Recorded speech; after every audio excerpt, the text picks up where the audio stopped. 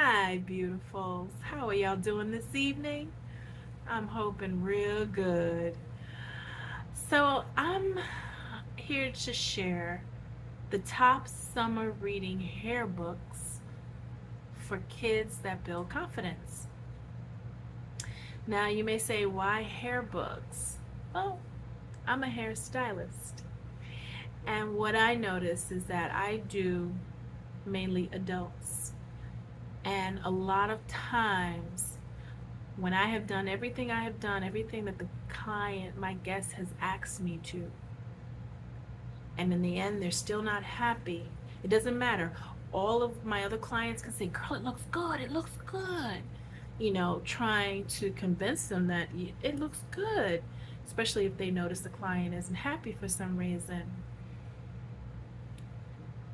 A lot of times I can tell it's about their confidence or their self-esteem. Even if we've met the picture, even if we've met the expectation of reaching the style that they showed me, or the haircut or the hair color that they showed me in the picture, you know I still can tell that there's some negative self-talk going on. So at that point, once I only have a gut feeling about it. At that point, I basically will say, hey, to myself, not to them. I'll say, I've done all the work I can do. Now sis has to do her work. And I'm referring to the internal positive self-talk work that we all need. And a lot of times as adults, we don't just start with the low self-esteem and the low confidence as adults. It starts from childhood up. It carries over decades in our lives. So that's why it's never too soon or too late to instill confidence. But why not start with our youth? I'm so glad that we now have commercials with the kids with the curly hair, the frizzy hair, the braids, that they're showing kids that don't look like Barbies. Um, they're showing kids of all shapes, sizes, hair colors, freckles, skin colors. It's a beautiful thing because we are a beautiful rainbow. It's just not one color of the rainbow that looks the best. You know, all of them are beautiful, and all together they're even more beautiful, right? So, I'm a hairstylist. Some would say hairstylists are like street corner therapists, not to be confused with street corner pharmacists. um, so, I don't claim to um, be a specialist or anything in this area. All I know is that we all need a little help, and I'm just here to share a list that's going to help our little ones see their hair as something beautiful. Okay? So I'm sharing my list, and I'm going to leave the link also in the description. And to me, these books are kind of off the beaten path. Um, and let's start with this book is entitled Hair Like Mine. Yeah. So this book follows a little girl who doesn't like her naturally curly hair. It looks different from all the other kids around her. And on her quest to find someone with hair like hers, she soon realizes we are all unique and special in our own way. And I have to definitely shout out the authors of these books, right? So this book, Hair Like Mine, is by Latasha M. Perry, and the illustrator is Bea Jackson. The next book is very unique because it goes into our children who may be suffering from hair loss through chemotherapy treatments. The name of our second book on the list is The Long and Short of It, a tale about hair. And this book follows two young girls. One wants to grow her hair longer, while the other has lost her hair during cancer treatment. Their friendship leads them to a new understanding of hair loss and the act of giving, and teaches them about courage, generosity, and pride. The author of The Long and Short of It is Lydia Chris Mays and Barbara Myers. The illustrator is Sheenan Bersani. Our third book is Unruly Hair. As Claire struggles to accept her big, unruly, curly hair, she embarks on a journey of self love and acceptance, and along the way discovers that she and her hair have always been perfect.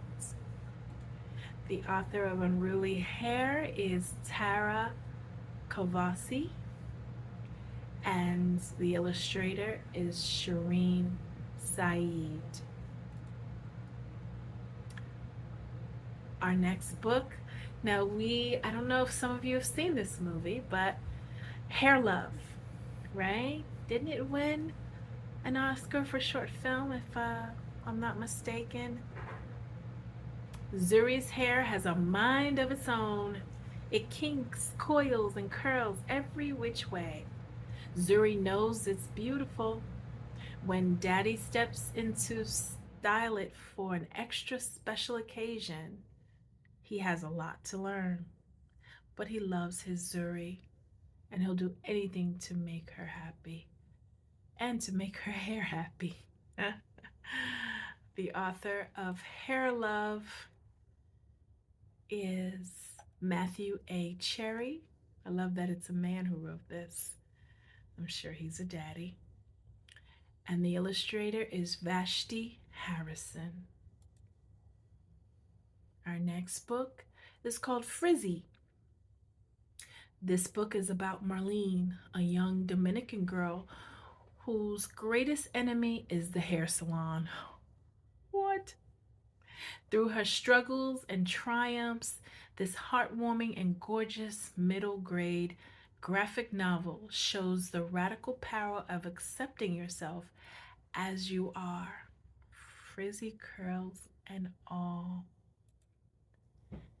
The author of Frizzy is Clarabelle A. Ortega.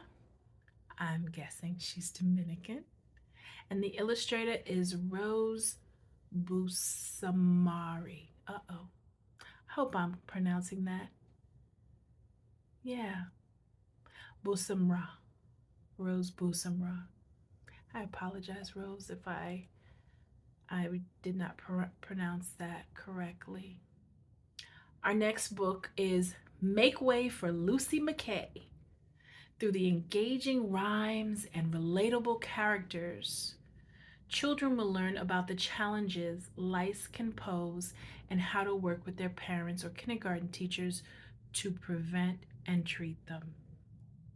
The author of Make Way for Lucy McKay is Ilan Grunwald, and the illustrator is Adi Portal Grunwald. I wonder how they're related, if they're husband and wife or siblings. The next book is Coco. Where your curls at? How do you find peace in a time of uncertainty? Meet Coco, a 6-year-old whose body starts attacking her own hair, an autoimmune disease called alopecia areata. Join her as she gains her joy again with the help of a new friend. This touched my heart. This touched my heart as I'm suffering from alopecia myself as a hairstylist. And just side note, there is nothing more heartbreaking to me, um, but empowering too, of a hairstylist who's there, whose love and passion, and she's there to treat everyone else's hair and take care of everyone else's hair, and she's losing her own. So that's why a lot of times these books are so encouraging, even for adults. Please don't think that these books are just for children. I have children's books too, and I have no children here. Don't tell my Dion that. I have a French bulldog. Don't tell him that. He's like, I'm your child, mommy. But what I like about reading children's book is, now I read self-help books. Self-help books that help you do the work and give you exercises and things like that. But sometimes I like reading the children's books because they're simple, straight to the point. And sometimes we need simple. We need the reminders that are simple, you know? So the author of Coco, Where Your Curls At, is Coco Twine. And there's two authors here, Coco Twine and Letty Tennant Twine. Okay, they also seem to be related. The last book on our list of 10 is about young boys. All of these other books had girls as the main character, but this book has a young boy as the main character, which I like. It's called The Curly Quest. One day, little Coffee discovers that his afro is magic, and it can help him fight off wicked wizards who threaten his village. Kofi faces agitation at every turn, but he never loses faith in his hair and its magical powers. I thought that was so cool. Wait till you see Kofi. He has an afro. It's pretty awesome. Pretty cool. The author of this book is J.T. Thomas. Yeah, awesome. So I really hope that you either read these books for yourself on Kindle or read them to your niece or nephew if you don't have children. Um, I always enjoy reading children's books to my nieces and nephews because you're really reading them to yourself when you do that too. So two people are getting a lesson, you know. Um, so here is to having confidence in ourselves, starting from the top of our head, our crown, all the way to our toes. May you have a very confident day. Bye, guys.